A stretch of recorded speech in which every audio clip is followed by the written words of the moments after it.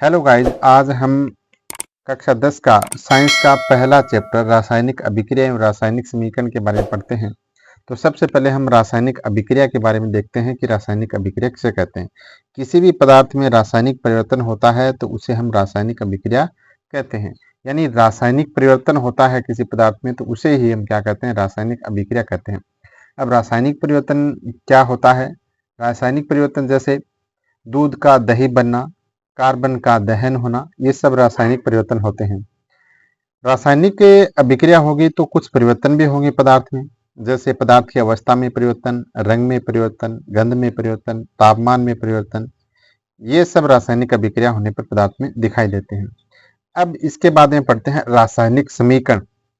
किसी भी रासायनिक अभिक्रिया में तत्व या यौगिकों को उनके अणुसूत्र या प्रतीक के रूप में निरूपित करना या लिखना रासायनिक समीकरण कहलाता है। यानी कोई भी रासायनिक अभिक्रिया है, यदि हम उसमें जो पदार्थ, उसमें जो यौगिक काम में आते हैं, उनमें जो तत्व काम में आते हैं, उनको उनके अणुसूत्र या प्रतीक के रूप में लिखते हैं, तो उसी को हम रासायनिक समीकरण कहते हैं। जैसे मैग्नीशियम की क्रिया ऑक्सीजन के साथ कराने पर मैग्नीशियम ऑक्साइड बनता है, जिसे हम निम्न रासायनिक समीकरण द्वारा दर्शा सकते हैं।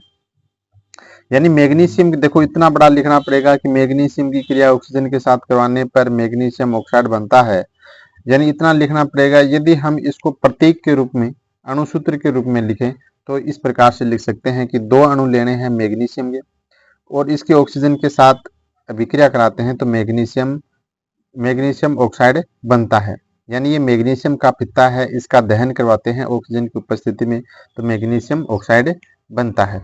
यानी रासायनिक अभिक्रिया है उसको प्रतीक के रूप में या चिन्ह के रूप में या अणुसूत्र के रूप में लिख दिया तो वो रासायनिक समीकरण बन जाता है, रासायनिक समीकरण कहलाता है। अब रासायनिक समीकरण लिखते हैं तो इसके कुछ नियम होते हैं, वो देखो कौन कौन से हैं। पहला, अभिकारक को हमेशा बाईं ओर लिखा जाता है। जो क्रिया कारक या अभिकारक होता है उसको हमेशा बाईं तरफ लिखते हैं।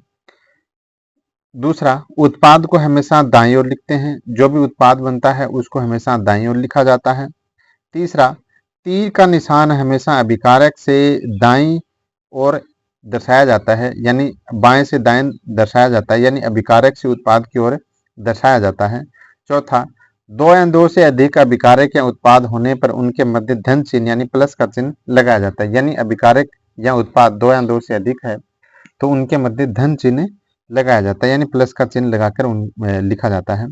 इसके बाद में अभिकारक व उत्पाद की अवस्था को दर्शाने के लिए ठोस के लिए, कोई भी ठोस पदार्थ है तो उसके लिए S, द्रव के लिए L और गैस के लिए G और जलीय विलयन के लिए AQ द्वारा दर्शाते हैं, यानी AQ लिखते हैं। यानी अभिकारक या उत्पाद किस अवस्था में है, यदि ठोस है तो उसके नीचे स्मॉल s छोटा सा लिखते हैं, यदि द्रव अवस्था में है तो स्मॉल l लिखते हैं और गैस अवस्था में है तो स्मॉल g लिखते हैं। यदि जलीय विलयन है तो इसके लिए हम AQ लिखते हैं। इसके बाद हैं रासायनिक अभिक्रियाओं के प्रकार, यानी रासायनिक अभिक्रिया के कुछ प्रकार हैं, एक एक करके पढ़ लेते हैं। पहला है संयोजन अभिक्रिया या इसको योगात्मक अभिक्रिया भी कहते हैं। संयोजन का मतलब होता है जुड़ना।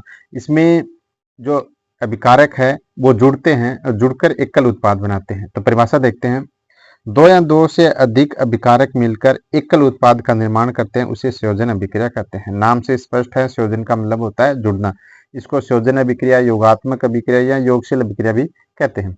जैसे कार्बन की क्रिया ऑक्सीजन के साथ कराते हैं तो कार्बन डाइऑक्साइड गैस बनती है, यानी कार्बन और ऑक्सीजन जुड़कर कार्बन डाइऑक्साइड गैस बनाते हैं। दूसरा उदाहरण कैल्शियम ऑक्साइड है, इसकी क्रिया जल के साथ करवाते हैं तो कैल्शियम हाइड्रोक्साइड बनता है। यानी कैल्शियम ऑक्साइड होता है, इसको हम बिना बुझा हुआ चूना भी कहते हैं। जब इसको जल में घोला जाता है तो बुझा हुआ चूना हमें प्राप्त होता है। इसमें देखो दो अभिकारक है जुड़कर एकल उत्पाद का निर्माण करते हैं, इसे हम संयोजन अभिक्रिया कहते हैं। इसके बाद में वियोजन अभिक्रिया 2 नंबर है। वियोजन अभिक्रिया परिभाषा देख लेते हैं, वह अभिक्रिया जिसमें एकल अभिकारक टूटकर दो या दो से अधिक उत्पाद का निर्माण करता है उसे हम वियोजन अभिक्रिया कहते हैं। यानी वियोजन का मतलब होता है टूटना। वियोजन अभिक्रिया को ही अपघटन अभिक्रिया भी बोलते हैं।